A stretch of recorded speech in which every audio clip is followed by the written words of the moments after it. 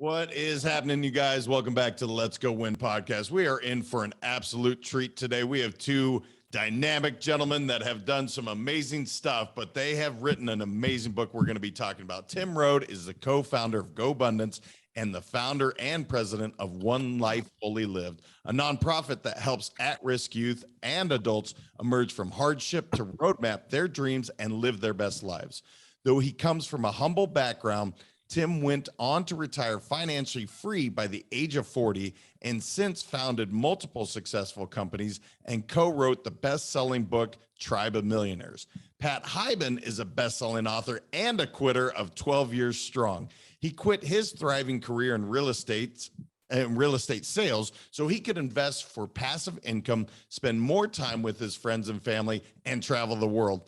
He wrote 6 Steps to 7 Figures, co-authored Tribe of Millionaires, and co-funded GoBundance, a business mastermind which has grown to more than 600 active members, which, by the way, guys, I am a member of, and I'm proud to be so. Gentlemen, good morning. How are we doing this fine morning? Hey, it's great to be on with your listeners, JM, and we look forward to rocking your audience. Well, I think they're looking forward to being rocked. And Pat, since Tim said the first thing, I'm just going to say, why the Quitters Manifesto? You guys, to me, when I look at what you've accomplished, quitting doesn't, and quitting is an interesting word for me because I'm not a quitter necessarily, but maybe I've got it all wrong. So why the Quitters Manifesto? Yeah, that's a great question. Although Tim and I have a couple of companies, we're very hands off in those companies, so to speak. We only do what we want to do, and it's very sporadic. Like, it's not like we don't have anything we are beholden to at all. And so we essentially quit our grind, meaning our, what we call at GoBundance, our vertical income, which is trading time for money. We quit that, and people sort of were perplexed by it. People sort of admired us for us. And when I had first met Tim, that's kind of one of the things that attracted me to him in the beginning was he had quit. He had been like a year in quitting. This was like 20 some years ago. He quit. And I was like, I need to find out about this. And so lo and behold, fast forward another, 15, 20 years or so. And I called Tim about a year ago and I said, Tim, I got a great idea. I said, you and I should write a book about quitting. And he said, well, how should it be? Let's think about this. And I said, well, what I'd like to do is something a little bit different. What we'd like to do is take it from the mental standpoint first of what goes through someone's mind when they want to quit and how they can't quit, and then give them a tactical, not a strategic, a very tactical, like a step-by-step approach to do this, then do this, then do this, then do this. And guess what? You'll look back and you'll be free. Well, to be financially free as early as Tim was, it's clear there's success. There's a I don't know, an equation here. There's a quotient that you even mentioned to me off air that you figured out that I think if I'm a listener, I'm like, cool, man. I want to quit the job I don't like. I want to be free and spend more time with my family and traveling. So what is that quotient? What's the equation, guys? What does that look like? To me, it's what the book is all about in a nutshell. It's what everybody wants, but few know how to attain. And that is you doing everyday interest over obligation. And think about this. Think about this in your own life. How much of your time is spent on obligation? Doing the things we have to do. Most of us are on that hamster wheel, and you have to do the things you have to do. Whether it's family, your job, being fit, all the things we need to do to make our lives special. And few of us even contemplate what that may look like. And that's what the book is all about, is this taking what you want in life and get out of obligation and into interest, doing the things you want to do daily, whatever that may mean for you. And that's the great starting point of this book, is that thought process of, if I could do anything I'd want to do in life, what would that be? And then how do we get you to that place where this is no longer a dream, but we actually set you free towards that path of having what we'd call your highest and best use every day for what truly matters to you. And that's where the book, that's the premise of the book. And then we go from there. Well, and Pat mentioned earlier, look, I don't want to trade time for dollars any longer. And there's also a mention of passive income, because look, I want to go pursue pickleball all day long. I love it. I'm obsessed with pickleball, but that doesn't mean I'm going to be making a living. So if I'm listening, I'm like, look, I want to crochet or whatever thing somebody says they want to do. How do we do that and yet accomplish taking care of our family, being financially independent? How does that all come into play, guys? Because that, I think, is where I'm all in. I want to do these things, but I also want to be successful financially, as both of you have done. That's a great question. And the answer isn't, an airy fairy question of don't worry about it, just pursue what you love and the money will come. Because in reality, and I'm just being reality, a lot of us, myself included, would be second grade gym teachers if it paid $1 million a year, because that's fun as shit. You know what I mean? Like, think about it. I mean, for me, at least, that's what I would do, right? Playing dodgeball with kids. That's fun, but our society isn't necessarily like that. Some people do get very lucky. I think some people get into what they do and it ends up being exact, but I would say 98% of the people get into something out of necessity because they have to make money for their family. So I think what we're saying is, our audience is really that 98% that's like, okay, well, I'm in this because I have to be, because I'm making 200 grand a year, but I hate my job every day. And I think what we're saying is, here's what you got to do. You got to save up a certain amount of money. You got to have all your ducks lined in a row. And then at that point, quit and do what you love. I don't know if I'm answering your question, JM. I think you are, Pat, but I think what'll help is for the people listening to have an idea of, where do you start with all of this? And in our mind, that's what we call the soul sucking meter. How bad does what you're doing today suck? And by the way, if we did a graph and you're number 8 to 9 to 10 on that graph, and I can tell you the things to look at in just a sec, then everything's fine. You shouldn't quit. You should stay what you're doing until it no longer serves you. And here's the things you want to look at. There's 5 different measures. Number 1, in the soul sucking meter. Number 1, what's your compensation? Number 2, your respect from the organization. Number 3, your fit within the team. Number 4, your ability to grow. And here's the most important, number 5, how does it feel every day when you go to work?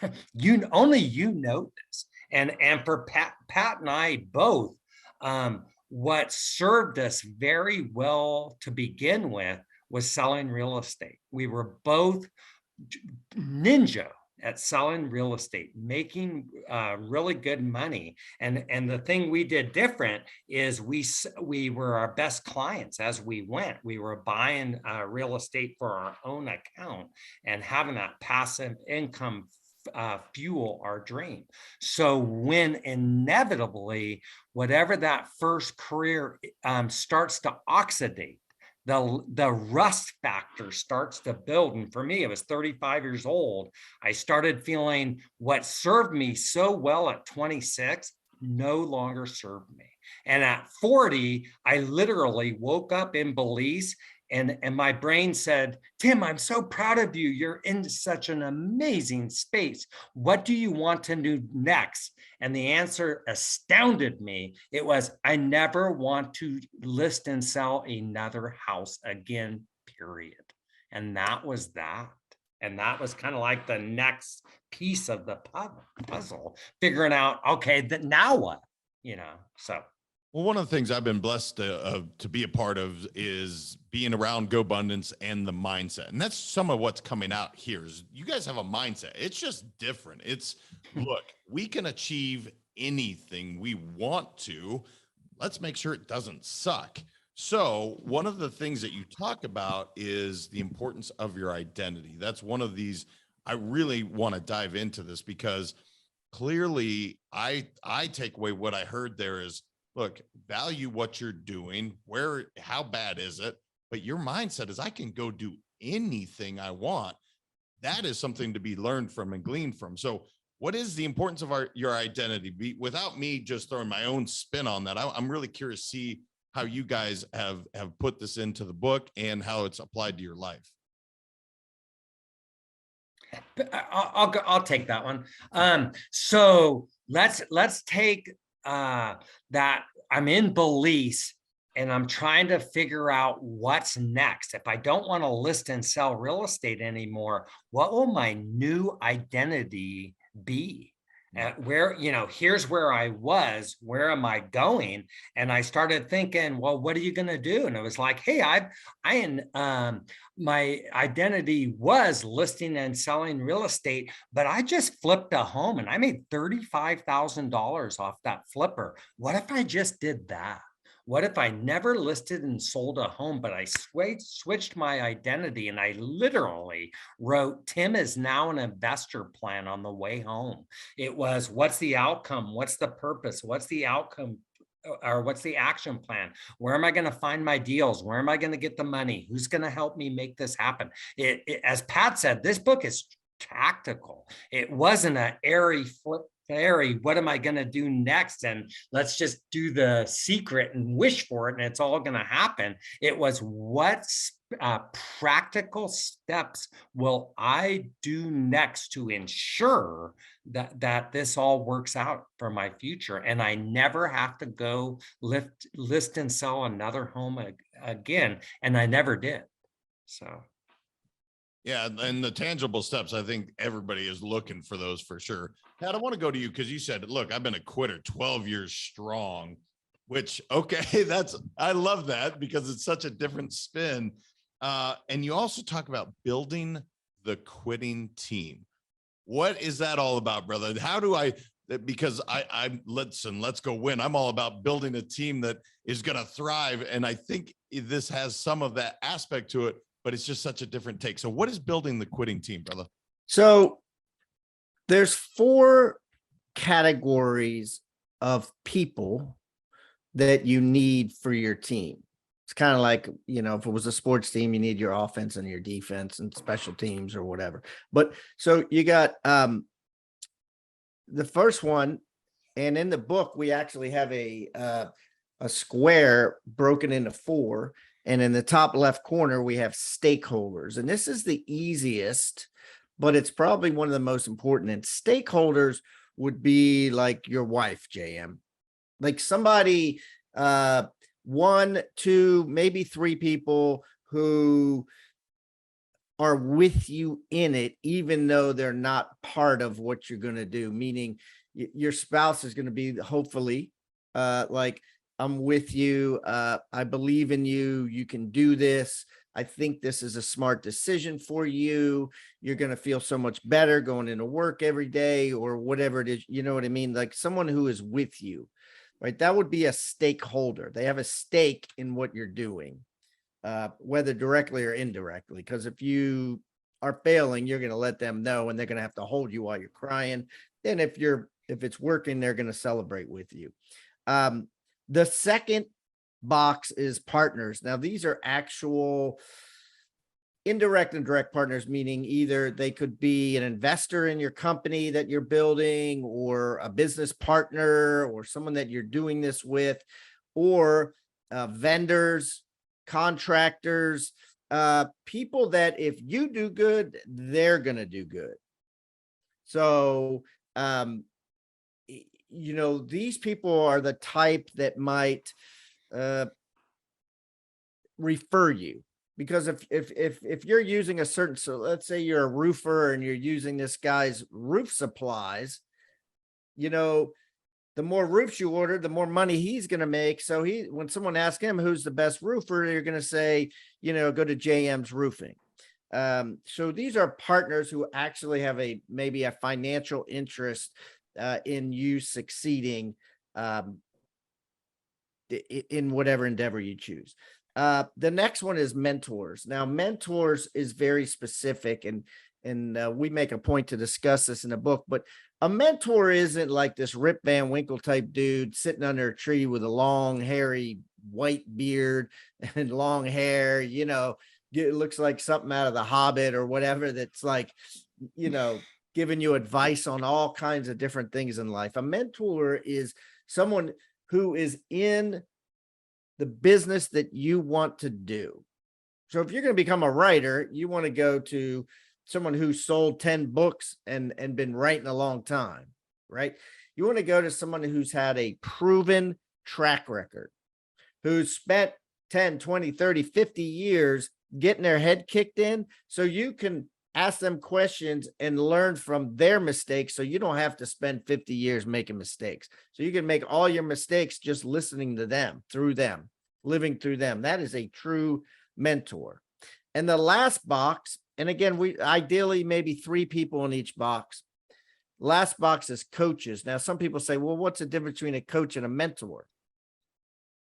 A coach is more accountability.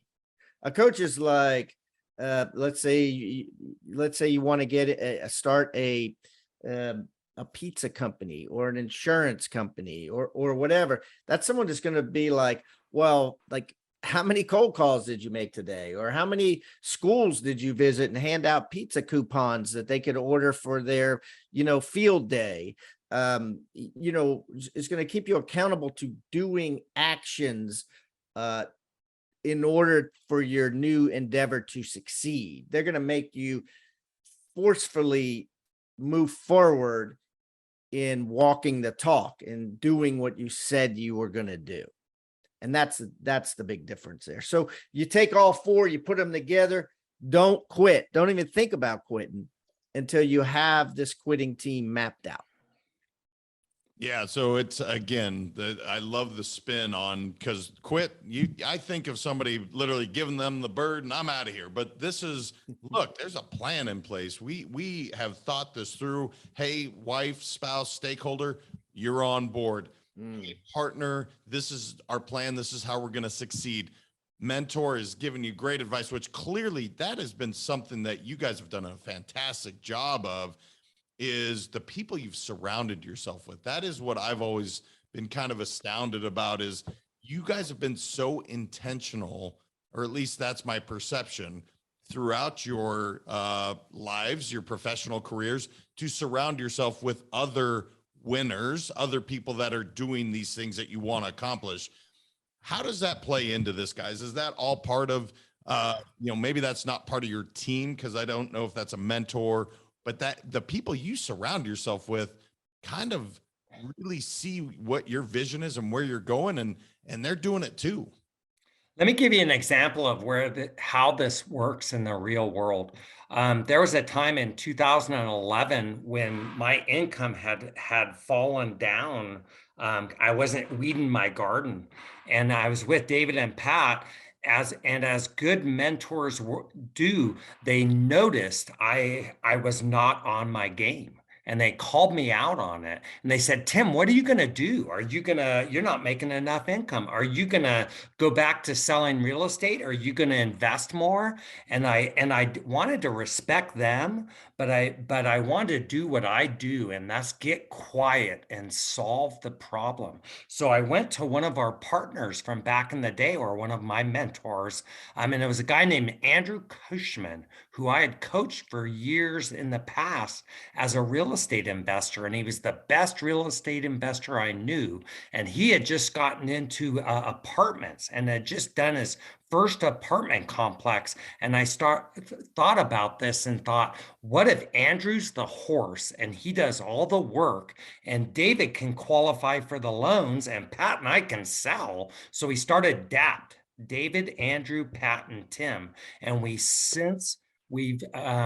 done 16 apartment complexes since in the last 10 years, using Andrew, one of our partners, as our horse, if you will, in the trenches, doing all the work. And that allowed Pat and I to keep quitting and keep doing what we do. We have quarterly calls with Andrew, and he tells us what he's doing, and we may have a tweak or two, but basically he does all the work himself. And this is a great example of quitting in action right there. So.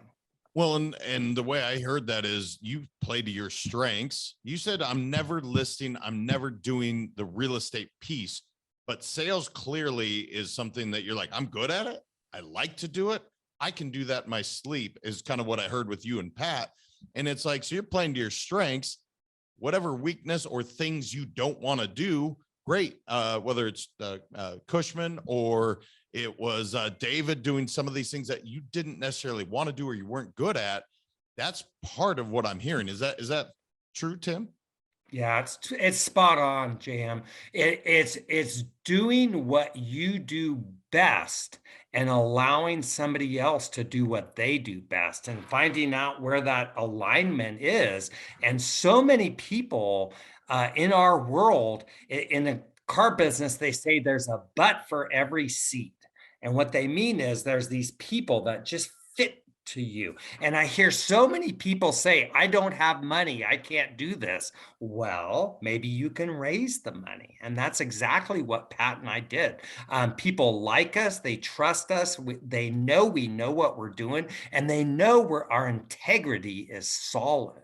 So, we just took all of those things that we have at our at our disposal, and just went with it.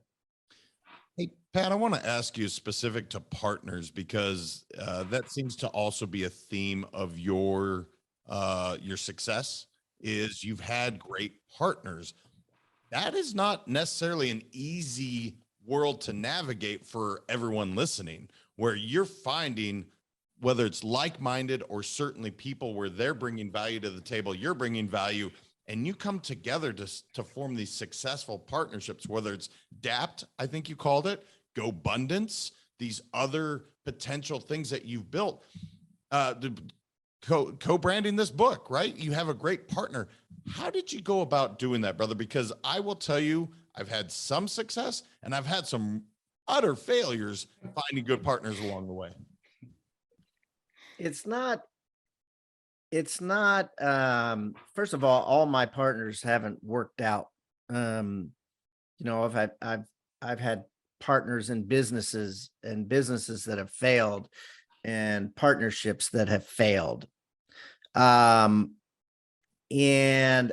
it's a very, very difficult thing to do. I think that, number one, I'm very grateful for Tim as a partner, and I'm very grateful for David and Andrew as partners in DAPT, and David and Mike and partners in GoBundance. There have been times where I've actually said to them, I'm not cut out for partners. It's just too hard. I I think what obviously makes partnerships work, and again, I'm not going to say something that people want me to say, is success. Like if you have a successful company, you're going to get along with your partners because you're going to be like, cool, but if your partner, when the things aren't working is when you question your partnerships the most, right? Like, that's in the beginning. So, or at any time where it's just not working.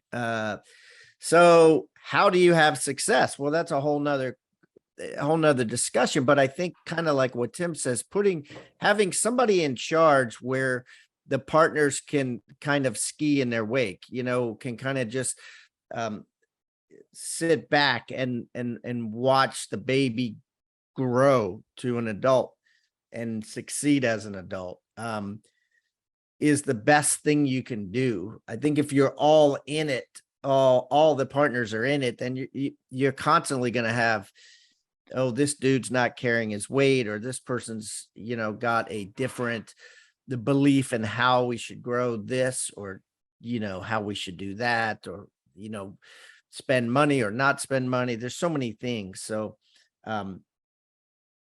anyways, I think that, it's a great discussion. It's a whole nother book, right? It's a whole nother book, but the key that we talk about in partners, these are really your actual, like, investors that might be silent, suppliers, like I said, things like that. So anyways, it's a great question. We could go on for weeks. No, and to kind of wrap this up, just so people can get a feel for it, how many lines of revenue do you have? That's the easiest way I can describe that to the audience, where you have not just one company, two company, but you have X amount of lines of revenue coming to you on a passive side. What does that look like for you, Pat? Right now I have about 73, and I'm, and dropping. I've had, it looks like with this newest one, Tim just found out about, recently, 3 fail this year. It's interesting. 3 companies that I'm just a passive investor in, close their books, meaning I'm going to get a K1 that says at the bottom, this will be your last K1. And we're also selling. Tim and I just sold our shopping center. We just sold a apartment building in Georgia. We're taking some money off the table, just because we're, unsure of the future and prices are high. So it's a good time to clean up a little bit. So yeah, so the answer 73, hopefully by this time next year, maybe 65 or something. And, that's good for now. 73 for the 12-year quitter. I love that. Guys, there's a really interesting concept here, and I don't even know the trapeze and the net. I've seen a trapeze artist. I know what the net is. I don't know where this is going to fit into what you're describing. So what is that all about? I'll take it. So the trapeze is a tool that people use in the circus. If anybody's been to the circus or seen it, there you are on the trapeze. And here's the thing. At some point, you got to let go of the trapeze and have absolute trust that you're going to catch it on the other side. And that's a parable for this book. Whenever Pat and I have gone from one incarnation to the next, there was always that time when you got to let go. And then, boy, is that scary. And in the book, we literally talk about the trapeze and the net. And the trapeze is the way you go from the first incarnation to the next, and pretty soon you start really gaining momentum when you've done this a few times. And the most important part of it is to have a net below you to make sure you don't fall. And there's so many tools within the book that help you build the right trapeze and make damn sure you have the net below you to make sure you aren't falling and have to pick yourself back up. Because boy, that's, that can just kind of lead to going backwards and not in the area that you want to go. So that's a huge part of this book. And it's just one of the tools within the book to help people grow as an individual, because they say one of the things we talk about early in the book is quitting is an inside game. A lot going on in your mind to build your trapeze, to build the net, to get you to where you want to go in life as a successful quitter. Yeah, and that there's obviously, again, some of us, myself included, I've been conditioned. I just don't know when to quit. I don't even know how to quit. It's like, that's, somebody asked me on a different podcast the other day, what's your formula of success? I'm like, I don't know how to quit. So it is interesting, the amount of planning and thought. And I can't wait to read the book and just go through this, because again, it's just such a different take. I love it. This is a big question, and I guess it's Pat's turn here, but why do most people fail to do what they really want to do in life? This is a big question, but obviously, again, brother, you're talking about passive income, being able to spend time with your friends and family. I know you've traveled and you've moved to places you want to be. Not ever do you seem to be at a place that you have to be. You go where you want to go. So why do most people fail at accomplishing that? Number one reason is fear. And we talk about this. Matter of fact, chapter 1 is called Acknowledging the Truth. And a lot of people think we're going to say, quitting is not scary. It's easy. Just do it. But we actually say the opposite. We actually say acknowledging the truth. And the truth is, it's scary. It's real scary, right? It's like going up to a cliff and looking over, that type of scary, right? Where your stomach gets a little knot in it. And you're looking at this steep cliff and you're like, I'd be silly to do it, to jump. And an entrepreneur would come up next to you and say, oh, watch, I'll jump. And they jump. And then they build a parachute on the way down, or they build a plane on the way down. That's the old cliche, right? But that's not who this book is for. It's not for the people willing to jump and build a plane on the way down. Those people already exist. They're going to do what they want to do. Regardless, they're going to succeed. The people this book is for the ones that are looking down and saying it's scary. And we're like, yes, it is. Very scary. But here's a trapeze and here's a net. And each chapter of the book is like a trapeze ring. You go to chapter 1, you do the trapeze ring, first one. Chapter 2, you go to the second one. If you fall, we got a net for you. Chapter 6, whatever, right? The fear is what is keeping you stuck.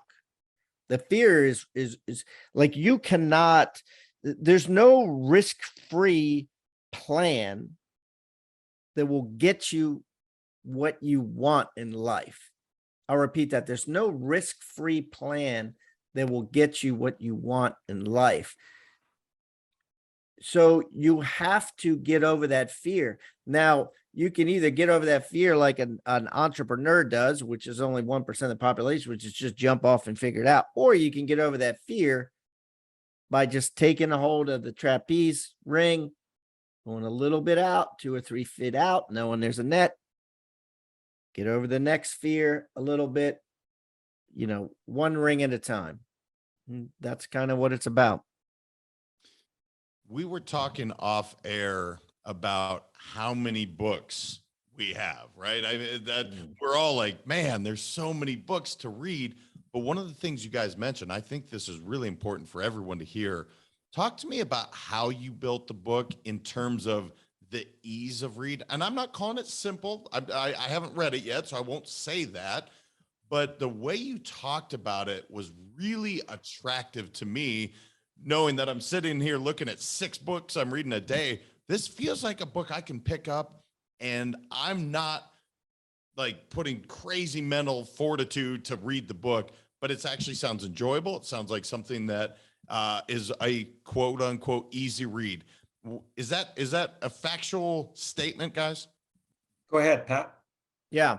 So we wanted to make it what we call an airplane read, which is basically you pick it up in the airport, you sit in your seat, you start reading it, the plane lands, and you're done. We didn't want it to be daunting. We wanted it to be very simple and to the point, like not full of just strategic inspiration. It's not an inspirational book, right? There's a couple stories about me and Tim in it that may be a little bit inspirational because we did it, but for the most part, it's a tactical book. It's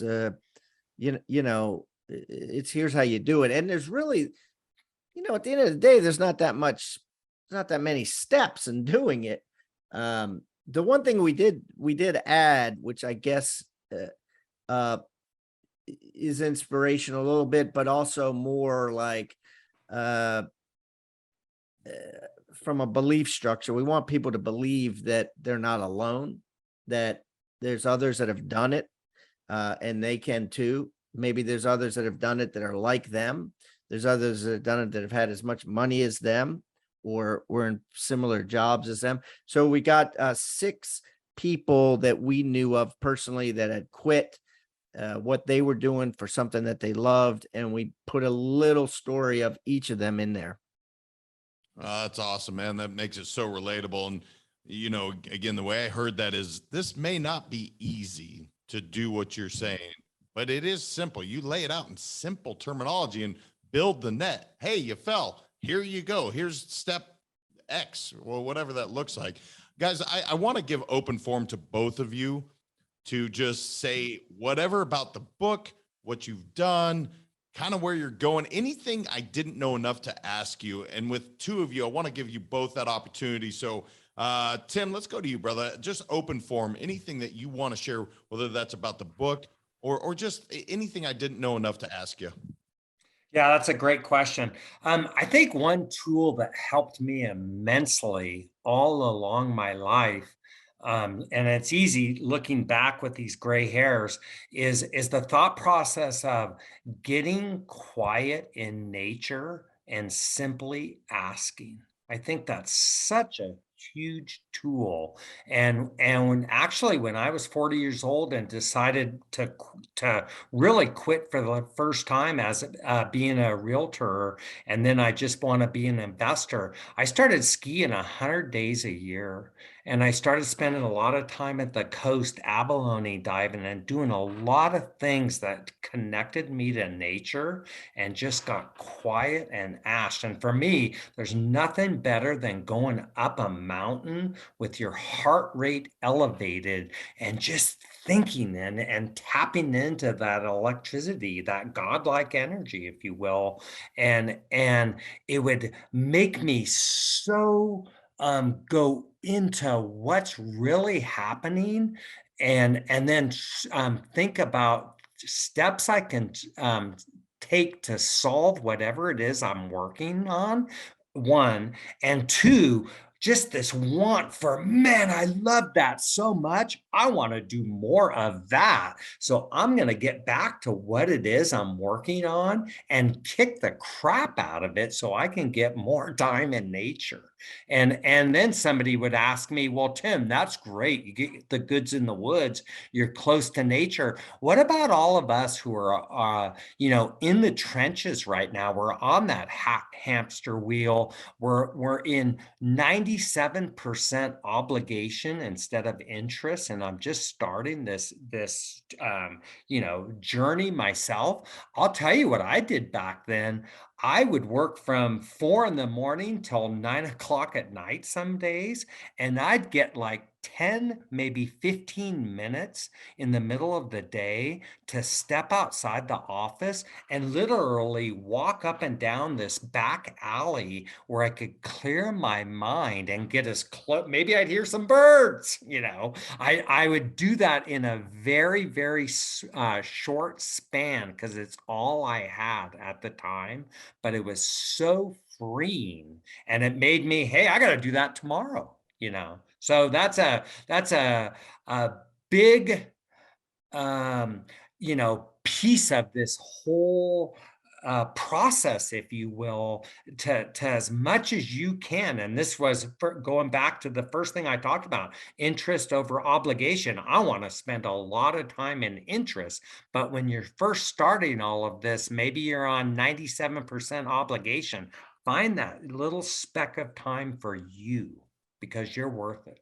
Well, and look, energy, the world's created by energy. That's what you're talking about. Reconnecting with energy, grab an abalone, not worrying about sharks. You're in energy with sharks. No big deal. Exactly. Same question to you, brother. Just any open forum item you want to share about the book or this journey.